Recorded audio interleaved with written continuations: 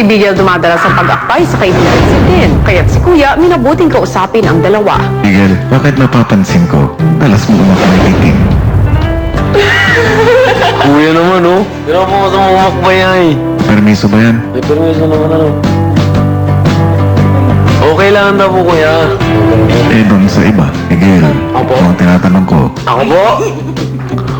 permiso ba yan? Oo nga naman, Bigel. Nung nakaharap mo ang ama nitong si Tin, humingi ka ba ng permiso na akbayan ang anak niya? Hindi po. Oh, ba't umakbay ka? Patay-patay dyan. Tingnan mo, kuya, eh. Mapagpawisan naman, kuya, sa iyo ng malagkit na, eh. Mahilig ka sa ice cream, di ba? Hanggat di ka natututong gumawa ng ice cream, di ka pwedeng umakbay. Naman!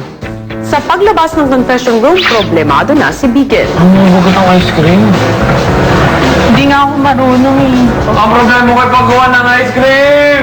Ano ko nakagawa? Task mo. Hindi ako nakakakboy sa kanya. Task mo. Ice cream? Ice cream! Ice cream! Si Divine narinig ang hinaing ng kaibigan. Sino to make ice cream? But you have to constantly keep staring, beating, you know. You know how to make it? May mga No, but I know how to make it with the ice cream machine. But I guess it's similar if you just try it.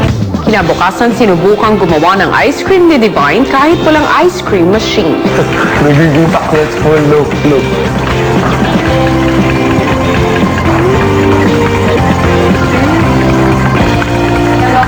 Nakuha ko na, Mama.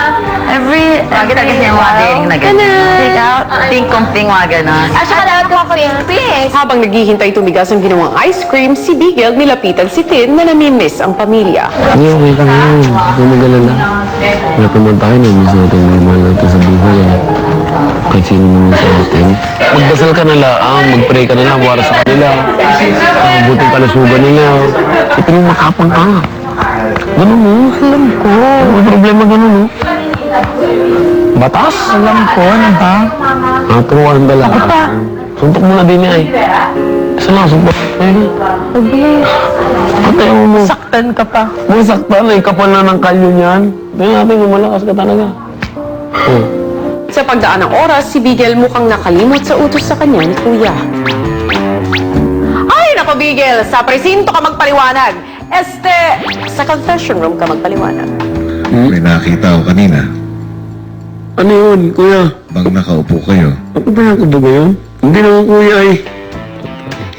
Pinubola mo ako, Miguel. Ha? Magulo ko si kuya. Sige, para matigil ang pambobola mo at saka matulungan ka, maiwasang umakbay kay Tin. Pupunta ka sa storage room.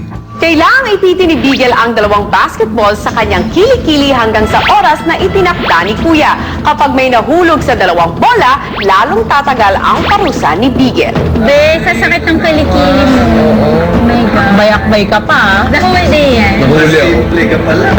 Kala mo. Kala mo, Higa ka na lang. Nangyari. Anyari. Samantala mukhang tapos na ang ginawang ice cream ni Divine. Divine, Kulang man. Kulang. No, just after. You already made an ice cream, right? Yes po. How does it taste? It tasted very lamit po. Mas Anong flavor? a coffee flavor po. Can I taste it?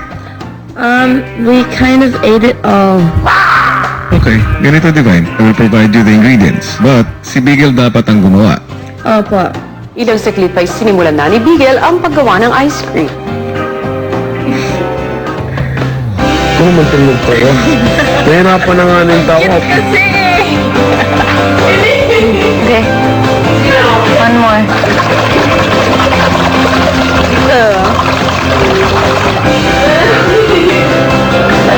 Tulog. Okay. Matapos ang kanyang task, damang-dama ang pagod ni Bigel. Saan pala siya mo? Ay, wow. Asan mo? Ilang saglit pa ay nagpakamot pa si Bigel kay Tin. Bigel, nangangati ka ba talaga o nagpapapansin ka kay Tin?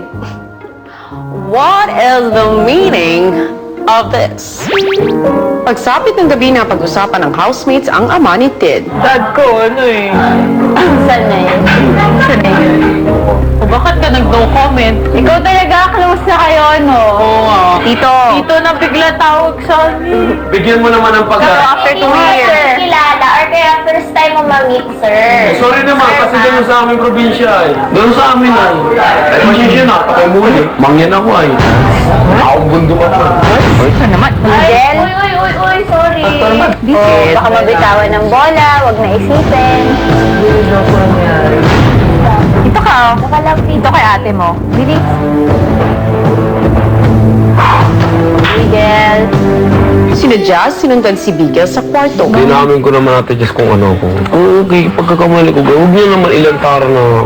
Ngayon nga lang. Eh, pagpasensya mo na, alam mo naman. Paya ko sa lahat Oo nga ay. eh. First time ko yun, pagpinayan ko naman. Oo nga eh. Hindi mo namang mapagbiro yung tao.